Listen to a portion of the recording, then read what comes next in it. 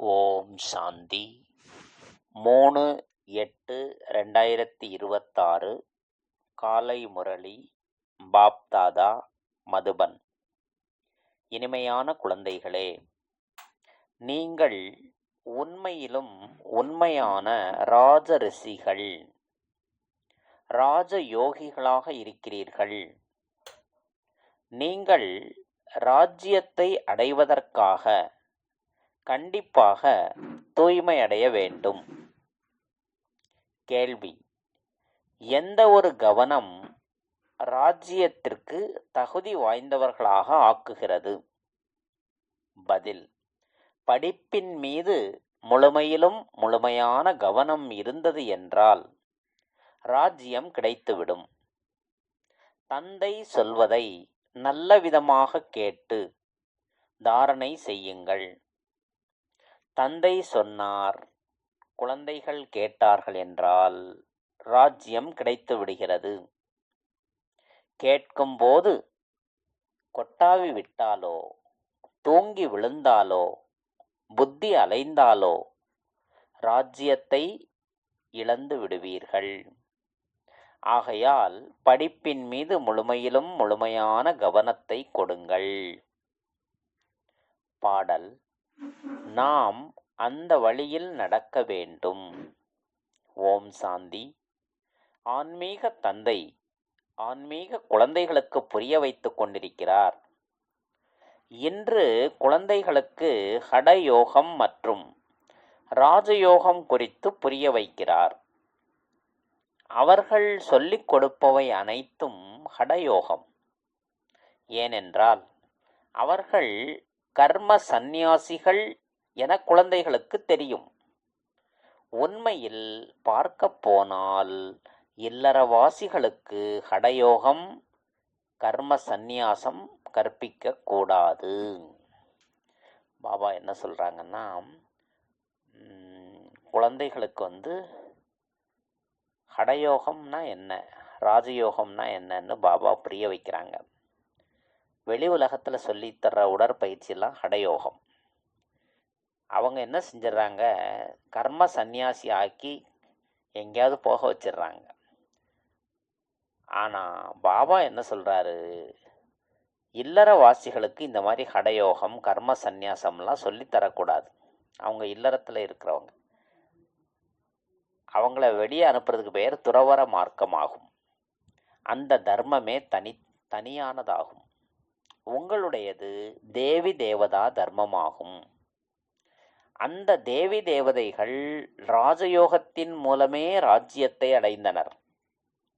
இப்போது நீங்கள் ராஜ ரிஷிகளாக இருக்கிறீர்கள். யார் தூய்மையாய் இருக்கின்றனரோ அவர்கள் ரிஷி எனப்படுகின்றனர்.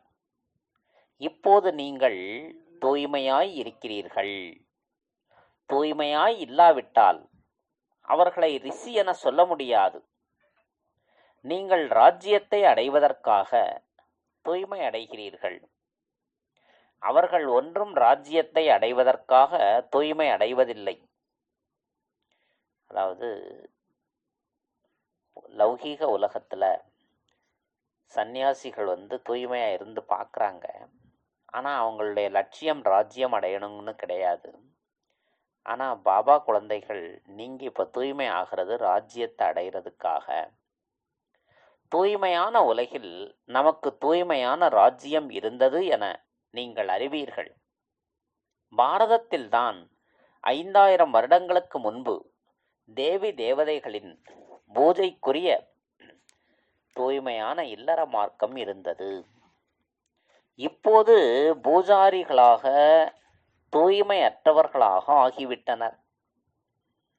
தூய்மையற்றவர்களாக எப்படி ஆனார்கள்? 84 பிறவிகளின் கணக்கு அல்லவா?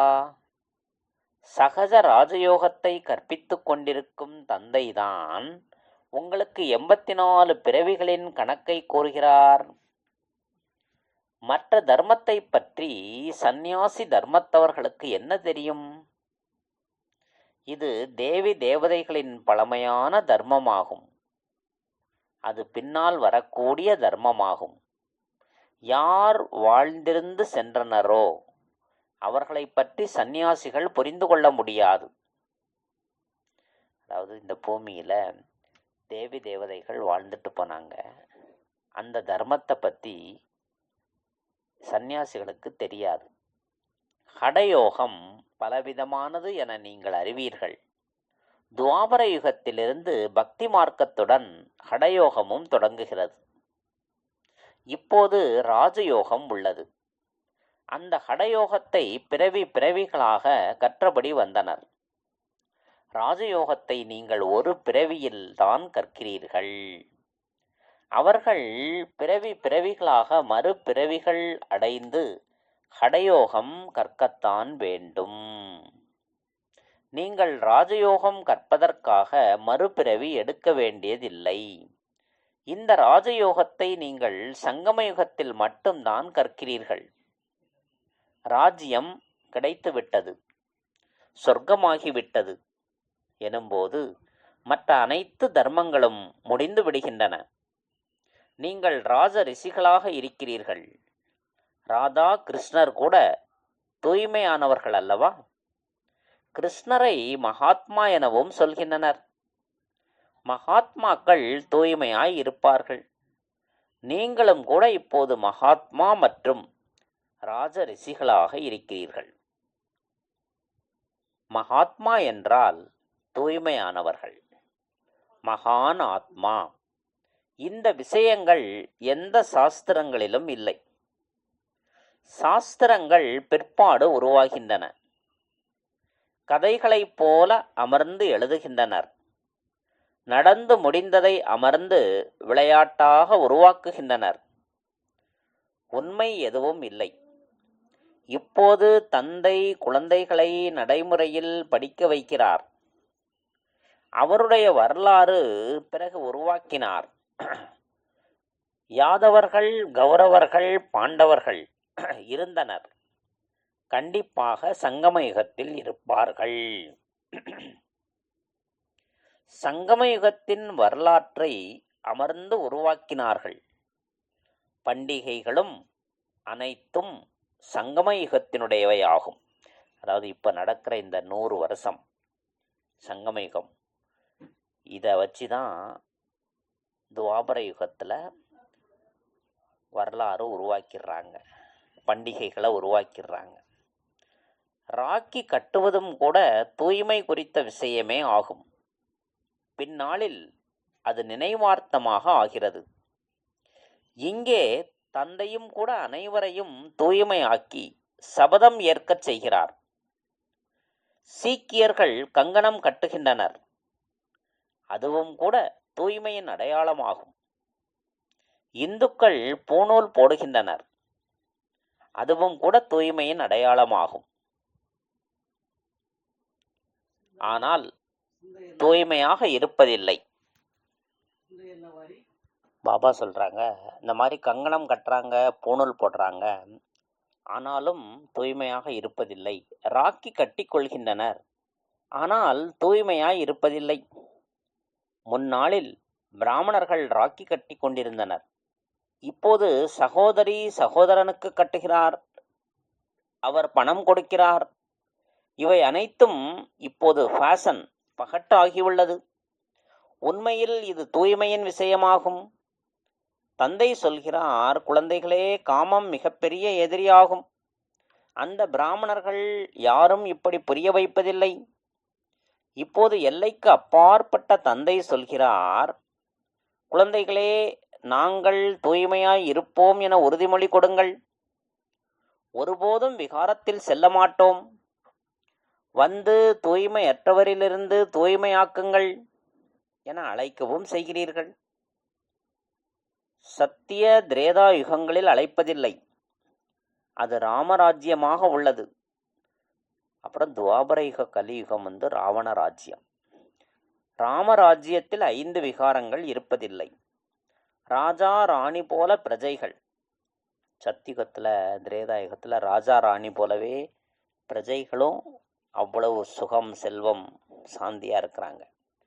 நாம் பாபாவிடமிருந்து சொர்க்கத்தின் ராஜ்யத்தை எடுத்து கொண்டிருக்கிறோம் என குழந்தைகளாகிய நீங்கள் இப்போது அறிவீர்கள்.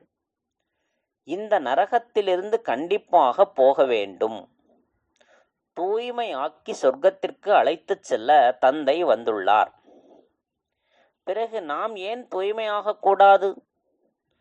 அப்பா நம்ம எல்லாரையும் ஆத்மாவை சுத்தமாக்கி அழைச்சிட்டு போக வந்திருக்காரு. அப்ப நம்ம தூய்மை ஆகணும். அவர்களின் ஹடயோகம் பலவிதமாக உள்ளது. ஜெய்ப்பூர் மியூசியத்தில், அதாவது அருங்காட்சியகத்தில் சென்று எத்தனை விதமான ஹடயோகிகள் உள்ளனர் என பாருங்கள். அதன் மூலம் எதுவும் நடப்பதில்லை. அதாவது இந்த ஹடயோக பயிற்சியெல்லாம் செய்கிறாங்களே, அதனால இந்த உலகம் சுபிட்சமாகலை, சொர்க்கமாகலை, தூய்மை ஆகலை. ஏணியில் இறங்கியபடிதான் செல்கின்றனர். உயர்ந்த நிலையிலிருந்து ஆத்மாவும் சரி உலகமும் சரி கீழிறங்கியபடிதான் இருக்கின்றது. பாரதம் தூய்மையற்றதாக ஆகும்போது, ராவண ராஜ்யம் ஏற்படும் போது பூமி ஆடத் தொடங்குகிறது என்று தந்தை புரிய வைத்திருக்கிறார். தங்கத்தாலான மாளிகைகள் முதலான அனைத்துமே கீழே சென்றுவிடும். அதாவது இந்த பாரதம் 2 யுகம் தூய்மையாக இருக்கு, அடுத்தால ஆடத் தொடங்குது. ராமராஜ்யம் முடிஞ்சு ராவண ராஜ்யம் துவங்கும்போது பூமியில் ஒரு பெரிய ஆட்டம். அப்போ என்ன ஆயிடுது? தங்கத்தாலான மாளிகைகள்லாம் கீழே போயிடுது. மாளிகை முதலானவைகளை யாரும் திருடவில்லை, அவர்கள் கோவில்களை மட்டும் கொள்ளையடித்தனர். அதாவது துவாபர யுகத்தில், அந்த கலியுகத்தில் கொள்ளையடிச்சது கோயில்களை தான், மற்றபடி சத்தியுக மாளிகைகளை கொள்ளையடிக்கலை. அது பூமியில் தன்னால் போயிட்டு. அதாவது கொஞ்சம் ஆபரணங்கள், தங்கம் முதலானவைகளை எடுத்து சென்றனர். ஆபரணங்களின் மீது அனைவரையும் விட அதிக ஆர்வம் உங்களுக்குத்தான் உள்ளது. அதாவது இந்தியாவில் தான் இந்த ஆபரணம் போட்டுக்கிறதுல நிறைய விருப்பங்கள், ஆசைகள் உள்ளது. நீங்கள் சொர்க்கத்திற்கு வரும்போதே ஆபரணங்களை அணிகிறீர்கள், ராஜ்யம் செய்கிறீர்கள். மற்ற தர்மத்தவர்கள் வரும்போதே ராஜ்யம் செய்வதில்லை. நீங்கள் எல்லைக்கு அப்பாற்பட்ட தந்தையிடமிருந்து சொர்க்கத்தின் ராஜ்யத்தின் ஆஸ்தி எடுக்கிறீர்கள். அதாவது மற்ற பௌத்தம், இஸ்லாம், கிறிஸ்தவம், சீக்கியம் அந்த தர்மம் ஸ்தாபனை ஆகும்போது அந்த ராஜ்யத்தோட ஸ்தாபனை ஆகலையா. ஆனால் இந்த சத்தியுகம் திரேதாயுகத்தில் நீங்கள் ராஜ்யத்தோட, ராஜ்யத்தின் ஆஸ்தி, சொர்க்கத்தின் ராஜ்யத்தின் ஆஸ்தி எடுக்கிறீர்கள். ஆக இதை தந்தை அமர்ந்து புரிய வைக்கிறார். கீதையை படித்து சொல்வதில்லை, கீதையில் எழுதப்பட்டுள்ள அனைத்தையும் நான் கூறவில்லை. மனிதர்கள் நான் சொன்ன மகா வாக்கியங்களை பிற்பாடு அமர்ந்து சாஸ்திரங்களாக உருவாக்கி உள்ளனர். பாபா என்ன சொல்கிறாங்கன்னா, இப்போ நீங்கள் வச்சிருக்கிற உலகத்தில் வச்சிருக்கிற அந்த பகவத்கீதை நான் சொன்ன வாக்கியம் இல்லை, நான் சங்கமயுகத்தில் சொல்கிறேன். சிவபாபா சொல்கிறாங்க, சங்கமயுகத்தில் சொல்கிறேன். அதை பின்னால் சாஸ்திரங்களாக எழுதிட்டாங்க, உருவாக்கிட்டாங்க. நான் சொன்னவற்றை நீங்கள் தான் கேட்டு பிறகு சென்று ராஜ்யம் செய்கிறீர்கள். பாபா என்ன சொல்கிறாங்கன்னா, நான் ஒவ்வொரு கல்பத்திலையும் சங்கமயுகத்தில் நான் சொல்கிறேன், இதை நீங்கள் கேட்டுட்டு அப்புறம் சத்தியுக ராஜ்யத்துக்கு போயிடுறீங்க. அந்த சத்தியுக ராஜ்யத்தில் இந்த ஞானமெல்லாம் இருக்காது. இப்போ சங்கமயுகத்தில் தந்தை ஆசிரியராகி இந்த பாடம் சொல்லித்தர்றாங்க. தந்தை இந்தியில் தான் புரிய வைக்கிறார்.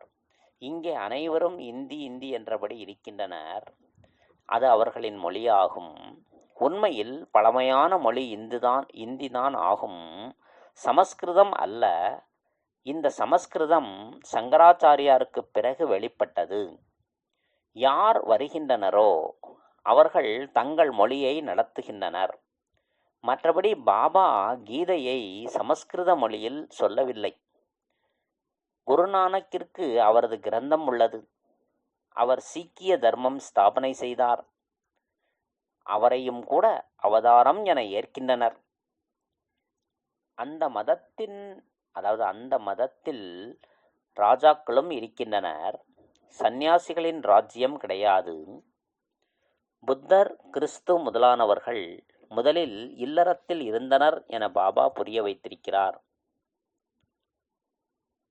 இப்போது இல்லறத்தவர் தூய்மையற்ற ஆத்மா தர்மத்தை ஸ்தாபனை செய்ய முடியாது. அவர்களுக்குள் தூய்மையான ஆத்மா பிரவேசமாகி தர்மத்தை ஸ்தாபனை செய்தது. மற்ற விதமான தர்மங்கள் உள்ளன. வந்து தம்முடைய சிறிய மடங்களை, சிறு தர்மங்களை ஸ்தாபனை செய்கின்றனர். கல்ப மரத்திலும் கூட காட்டப்பட்டுள்ளது அல்லவா? ஆக ஹடயோகம் மற்றும் ராஜயோகத்திற்கிடையில் மிகவும் வித்தியாசம் உள்ளதல்லவா? இந்த விஷயங்கள் புரிந்து கொள்ள வேண்டிய விஷயமாகும். யாருக்கு புரியவில்லையோ அவர்கள் கொட்டாவி விட்டபடி, சோம்பல் முறித்தபடி இருப்பார்கள். இங்கே உங்களுக்கு பொக்கிஷம் கிடைக்கிறது. மிகப்பெரிய வருமானமாகும். நீங்கள் ரத்னங்களால் பையை நிரப்பிக் கொள்கிறீர்கள். ஆக இந்த கண்களை திறந்து வைத்துக்கொண்டு கேட்க வேண்டும். தூங்கி விழுந்தீர்கள் என்றால், புத்தி வெளியில் அலைந்து கொண்டிருந்தது என்றால் அவர்கள் ராஜ்யத்தை அடைய முடியாது. நீங்கள் ராஜ ரிஷிகளாவீர்கள், ராஜ்யத்தை அடையக்கூடியவர்கள். தந்தை ராஜ்யத்தை ஸ்தாபனை செய்கிறார். ஸ்ரீ கிருஷ்ணர் செய்வதில்லை. கிருஷ்ணர் தந்தையிடம் ஆஸ்தியை பெறுகிறார்.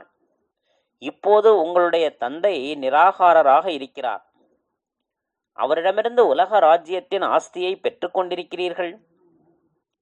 எவ்வளவு செல்வந்தர்களாக நீங்கள் ஆகிறீர்கள். இங்கே ஒரே தந்தை வந்து ராஜயோகம் கற்பிக்கிறார். எனினும் சுற்றுங்கள், எங்கு வேண்டுமென்றாலும் செல்லுங்கள், உண்ணுங்கள், குடியுங்கள், தந்தையை நினைவு மட்டும் செய்யுங்கள். செல்வந்தர்கள் கண்டிப்பாக நன்றாக அனுபவிப்பார்கள். அவர்கள் தம்முடைய வருமானத்தின் பலனை அனுபவிக்கின்றனர். பணியாரம் சாப்பிடுங்கள் அல்லது ரொட்டி சாப்பிடுங்கள், தந்தையை நினைவு செய்யுங்கள். என்ன வேண்டுமானாலும் சாப்பிடுங்கள். பணம் பிறகு எதற்குத்தான் இருக்கிறது? பாபா ஏதும் தடை விதிப்பதில்லை. தந்தையிடம் நினைவின் தொடர்பை மட்டும் ஈடுபடுத்த வேண்டும். இந்த ராஜ்யத்தை ஸ்தாபனை செய்வதில் செலவு ஏதும் கிடையாது. அந்த சண்டை முதலானவைகளில் எவ்வளவு செலவாகிறது? ஆகாய விமானத்திற்காக, போருக்காக எவ்வளவு செலவு செய்யப்படுகிறது? அது கீழே விழுந்துவிட்டால் ஒரே அடியாக அனைத்தும் அழிந்து போய்விடுகின்றது. எவ்வளவு நஷ்டம் ஏற்படுகிறது? ஆக நடந்து சுற்றியபடி தந்தையை நினைவு செய்யுங்கள் என்று தந்தை சொல்கிறார். சுயதர்சன சக்கரத்தை சுற்றியபடி இருங்கள். நாம் 84 பிறவிகளை முடித்துள்ளோம். இப்போது வதனத்தை நோக்கி செல்வோம். வீட்டுக்கு சென்று பிறகு வந்து ராஜ்யம் செய்வோம். நீங்கள் நடிகர்கள் அல்லவா? அந்த சினிமா 2.5 மணி நேரம் நடக்கிறது. இந்த எல்லைக்கு அப்பாற்பட்ட நாடகம் 5000 வருடங்கள் நடக்கிறது. இதனை மனிதர்கள்தான் அறிந்து கொள்ள முடியும். இந்த உலகம் முள் நிறைந்த காடாக உள்ளது. பெரியதிலும் பெரியதான முள் விகாரத்தினுடையது. அது முதல் இடை கடைசி வரை துக்கம் தருகிறது. 2ஆம் நம்பர் முள் கோபமாகும்.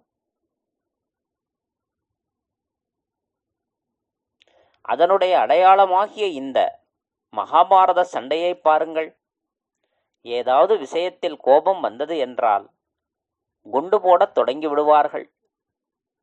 இப்போது உருவாக்கக்கூடிய அணுகுண்டுகள் பற்றி கேட்கவே வேண்டாம். சத்தியுகத்தில் எந்த சண்டையும் நடப்பதில்லை. சங்கமயுகத்தில்தான் இந்த மகாபாரத சண்டையை காட்டியுள்ளனர். வேறு எந்த சாஸ்திரத்திலும் சண்டைகள் பற்றிய விஷயமில்லை. அங்கே முழு உலகத்திற்குமே நீங்கள் எஜமானர்களாக இருப்பீர்கள். சண்டை என்ற விஷயமே எழாது. சாஸ்திரங்களில் அசுரர்களுக்கும் தேவதைகளுக்கும் சண்டை என்று காட்டியுள்ளனர். ஆனால் தேவதைகள் அஹிம்சையாளர்கள். நீங்கள் யோக பலத்தின் மூலம் உலகின் எஜமானராகிறீர்கள். இது அமைதியின் சக்தியாகும். இதில் நீங்கள் பேச வேண்டிய அவசியமில்லை.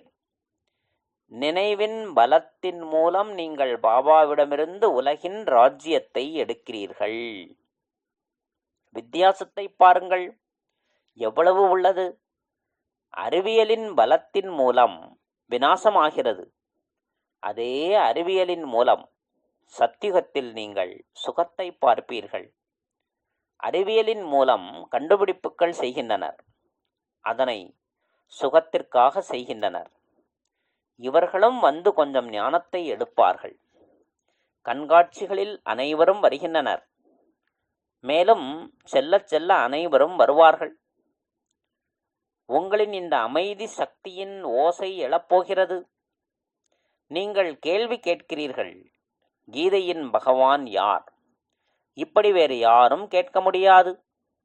எங்கே இந்த கேள்வியை கேட்கிறீர்களோ அங்கே அதனுடன் சம்பந்தப்பட்டதையும் கொடுங்கள். கீதையின் பகவான் பரமபிதா பரமாத்மாவா அல்லது 84 பிறவிகளை எடுக்கும் ஸ்ரீ கிருஷ்ணரா? தூய்மையற்றவர்களை தூய்மையாக்குபவர் தந்தைதான். கிருஷ்ணரின் ஆத்மா 84 பிறவிகள் எடுத்து கருப்பாகி உள்ளது. அவருக்கு பிரம்மாவிற்கும் புரிய வைக்கிறார். அதாவது அவருக்குன்னா பிரம்மா தான் அவருக்கு புரிய வைக்கிறார். நீ 84 பிறவிகள் எடுத்திருக்கிறாய். உன்னுடைய பிறவிகளை பற்றி உனக்கு தெரியாது. நாம் 84 பிறவிகள் எப்படி எடுக்கிறோம் என்பது நடிகர்களுக்கு தெரிந்திருக்க வேண்டும் அல்லவா? இந்த உலகத்தில் நடிக்கிற நடிகர்களுக்கு 84 பிறவிகள் எப்படி எடுத்தோங்கிறது தெரியணும். இப்போ பாபா வந்து தெரிய வைக்கிறார். சந்நியாசிகளின் தர்மமே தனியானது. பாரதவாசிகளுக்கு தம்முடைய தர்மத்தை பற்றி தெரியாத காரணத்தால் வேறு வேறு தர்மங்களில் சென்றபடி இருக்கின்றனர். ஏதாவது குருவின் ஆசீர்வாதத்தின் மூலம் யாருக்காவது பணம் கிடைத்தது என்றால் அவர் பின்னால் சென்று விடுவார்கள். பிறகு திவாலாகிவிட்டால் தன்னுடைய தலைவிதி என புலம்புவார்கள். ஆண் குழந்தை பிறந்தால் மிகவும் குசியடைவார்கள். நல்லது. 10 அல்லது 12 நாட்களுக்கு பிறகு குழந்தை இறந்துவிட்டால் ஈஸ்வரனின் செயல் என்பார்கள். இவர்களை பிழைக்க வைப்பது என்பது என்னுடைய கைகளில் இல்லை. பாபா என்ன சொல்றாங்கன்னா, இறந்தவங்களை பிழைக்க வைக்கிறது என்னுடைய கையில் இல்லை. பாபா இப்படிப்பட்ட பல உதாரணங்களை பார்த்திருக்கிறார். இப்படிப்பட்டவர்கள் நிறைய பேர் உள்ளனர். இங்கே தந்தை அமர்ந்திருக்கிறார். இனிமையிலும் இனிமையான குழந்தைகளே, இப்போது தூய்மை ஆகுங்கள் என தந்தை குழந்தைகளுக்கு புரிய வைக்கிறார். மிகப்பெரிய மகாபாரத சண்டை ஏற்பட்ட போது திரௌபதி அழைத்தார். இறைவா, என்னை இந்த துச்சாதனன் தொகிலிருத்து கொண்டிருக்கிறான்.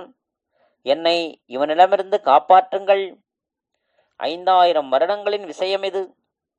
இந்த விஷத்தால் தான் அபலைகள் மீது கொடுமைகள் இழைக்கப்படுகின்றன. பல பெண்களும் கூட விகாரமின்றி இருக்க முடியாதவர்களாக உள்ளனர். அவர்களுக்கும் கூட சூர்பனகை பூதனா என பெயரிடப்பட்டுள்ளது. யார் விஷத்திற்காக கஷ்டங்களை கொடுக்கின்றனரோ அவர்கள்தான் கம்சன், ஜராசந்தன், சிசுபாலன். இவர்கள் அனைவரும் விநாசத்தை அடையவே வேண்டியிருக்கும். இந்த சமயம் அசுரத்தனமான ராவண ராஜ்யம் உள்ளது. பிறகு ஈஸ்வரிய ராஜ்யம் ஏற்படும்.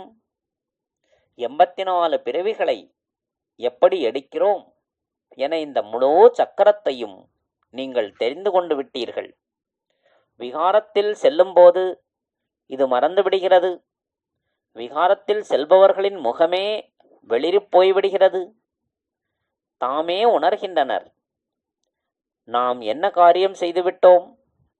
தந்தை சொல்கிறார், குழந்தைகளே, இந்த விஷமான சாக்கடையில் சென்று விடாதீர்கள். இது உங்களுக்கு முதல் இடை கடை வரை துக்கம் தரக்கூடியதாகும். இதில் விழாதீர்கள். நாங்கள் ஒருபோதும் விகாரத்தில் செல்ல மாட்டோம் என உறுதிமொழி எடுங்கள். பகவானுடைய மகா வாக்கியம், காமம் மிகப்பெரிய எதிரியாகும்.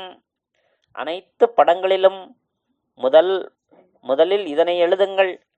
இந்த பட விளக்க செட்டில் எல்லா படத்துலையும் இந்த வார்த்தை எழுதணுமா? பகவானுடைய மகா வாக்கியம், காமம் மிகப்பெரிய எதிரியாகும். அனைத்து படங்களிலும் முதலில் இதனை எழுதுங்கள். ஞானக்கடல் பதீத பாவனர், ஞானத்தை வழங்கும் வள்ளலாகிய சிவபகவானுடைய மகா வாக்கியம், பிறகு கிருஷ்ணரின் பெயர் மறைந்துவிடும். நமக்கு கீதையின் பகவான் அமர்ந்து இதனை தெரிவிக்கிறார். அந்த ஞானத்தைத்தான் நாம் பெறுகிறோம். பகவான் தான் வந்து புதிய உலகத்தை ஸ்தாபிக்கிறார் மற்றும் பழைய உலகம் விநாசமாகிறது.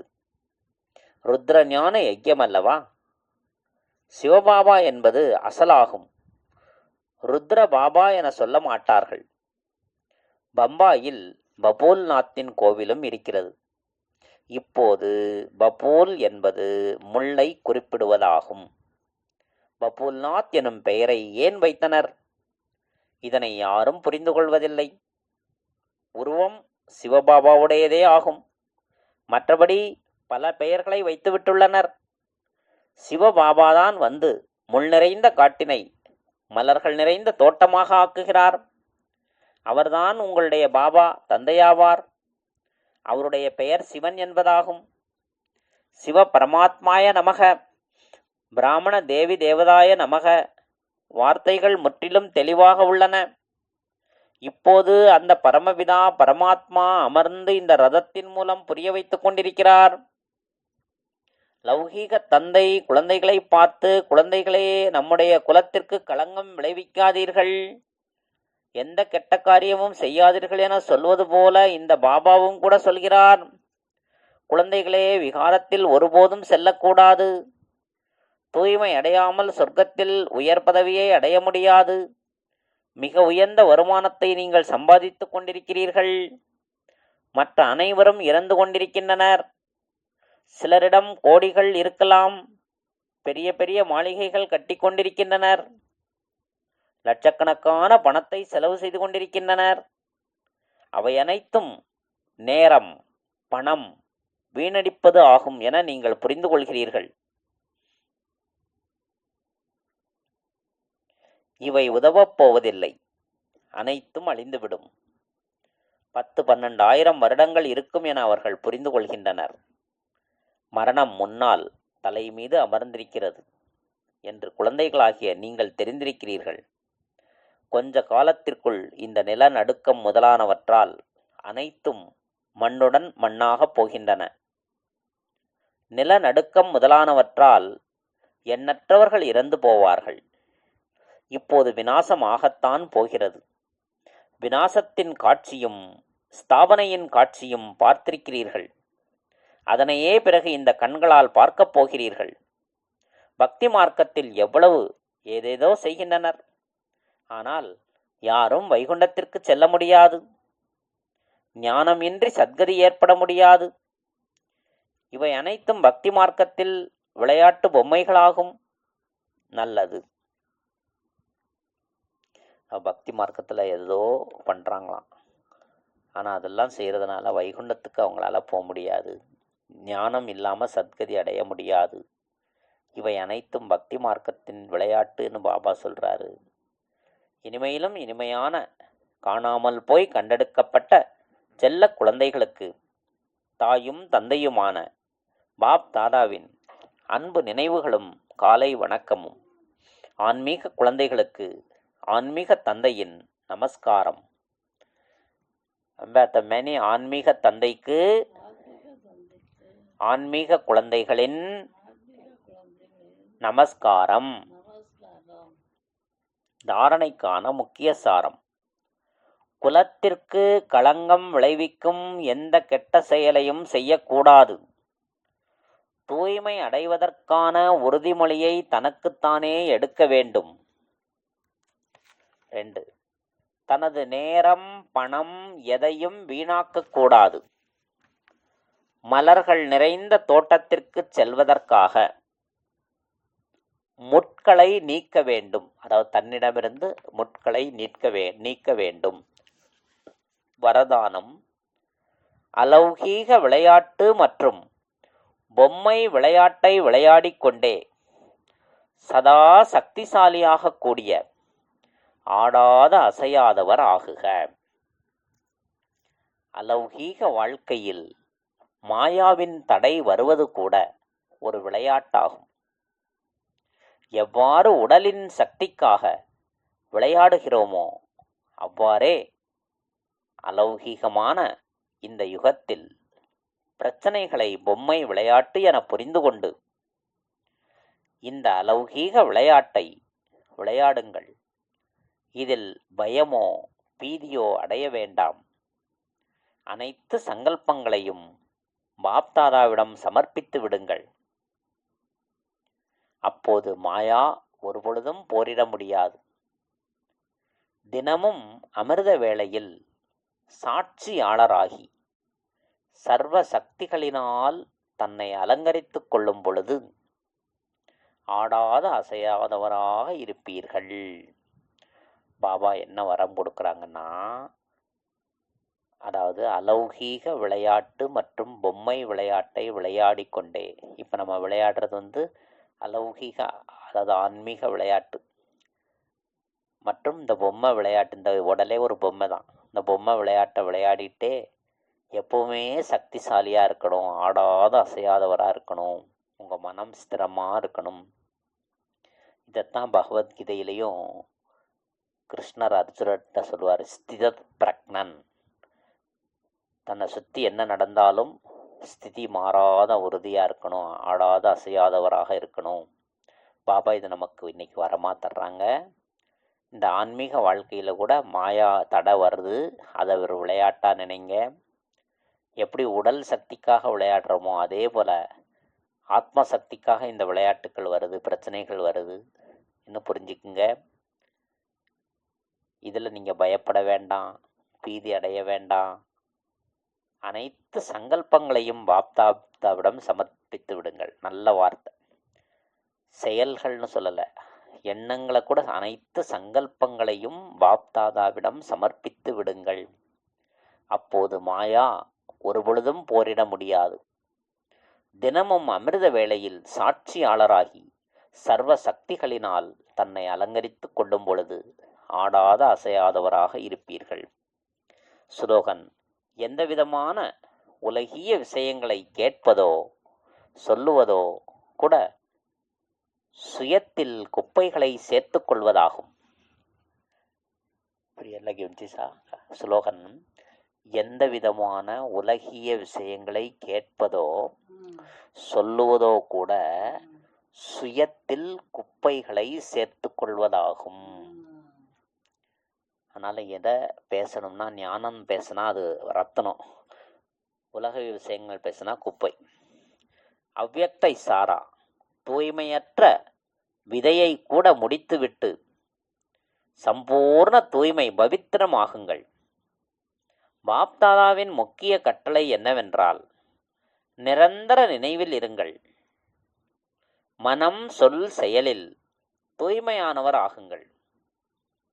எண்ணத்தில் கூட தூய்மை மற்றும் அசுத்தம் இல்லாமல் இருப்பதுதான் சம்பூர்ண தூய்மை என்று கூறப்படுகிறது. ஒருவேளை எண்ணத்தில் அசுத்தமான பழைய சம்ஸ்காரங்கள், வீணான சங்கல்பங்கள் ஏற்படுவது அல்லது கனவில் வருகிறது என்றாலும் கூட சம்பூர்ண தூய்மை என்று கூற முடியாது.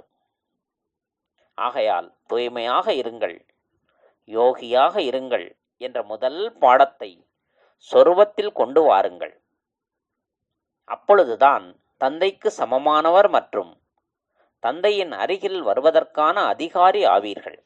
பாபா என்ன சொல்றாங்கன்னா, தூய்மையா இருங்க. எண்ணத்துல கூட பழைய சம்ஸ்காரம் வரக்கூடாது, அசுத்தம் வரக்கூடாது, வீணான சங்கல்பம் வரக்கூடாது, கனவுல கூட வரக்கூடாது. அப்படி இருந்தாதான் சம்பூர்ண முழுமையான தூய்மை. நீங்கள் யோகியாக இருக்கணும். இந்த முதல் பாடத்தை சொரூபத்தில் கொண்டு வாங்க. அப்பொழுதுதான் தந்தைக்கு சமமானவர் மற்றும் தந்தையின் அருகில் வருவதற்கான அதிகாரி ஆவீர்கள். நல்லது. ஓம் சாந்தி.